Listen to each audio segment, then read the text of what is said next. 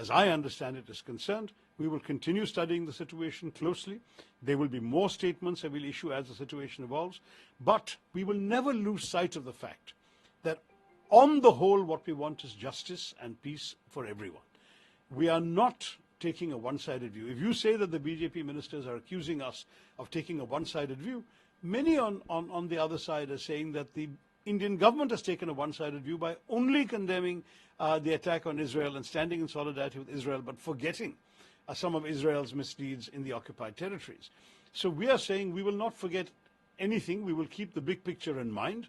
And as a country that has responsibly stewarded India's foreign policy for more than 6 decades, we have some sense of what is the right thing to do to take into account the wishes of all our people.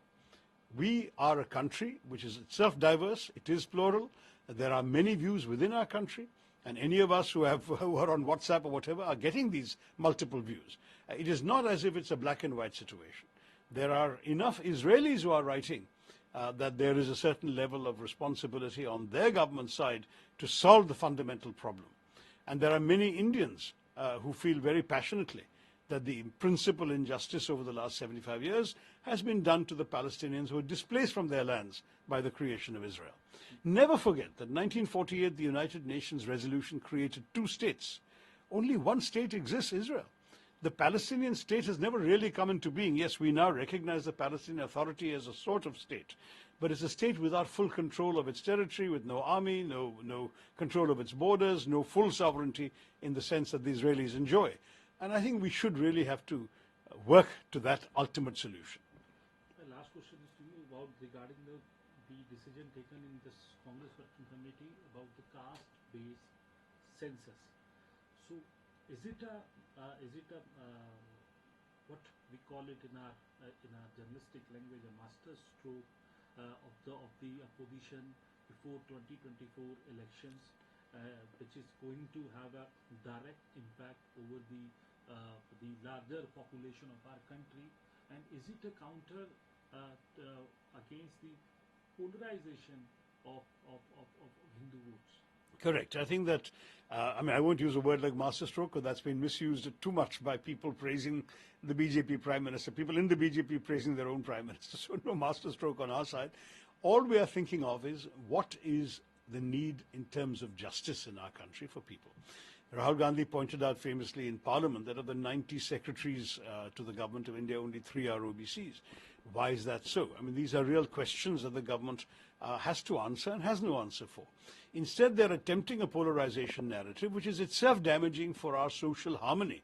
Communal relations in our country had been in a rather good place until this whole narrative attacking the Muslim community for misdeeds of emperors 300 years ago, 400 years ago, for which now our Muslims are being made to pay a price, attack on them for their way of living, for their food habits, for everything else. And on top of that, we are seeing a situation where, as you were pointing out, political weaponization of religion for polarization purposes has become a feature of the BJP's politics. So that's not healthy.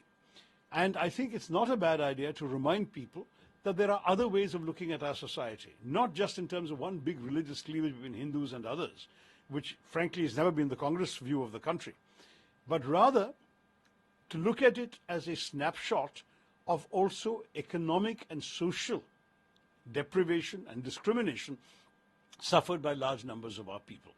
And therefore, if we can do a proper census, which would involve social and economic factors as well, not only find out which castes people belong to, but what they're earning, what opportunities they have, we will find that there may well be a significant correlation between marginalization and caste.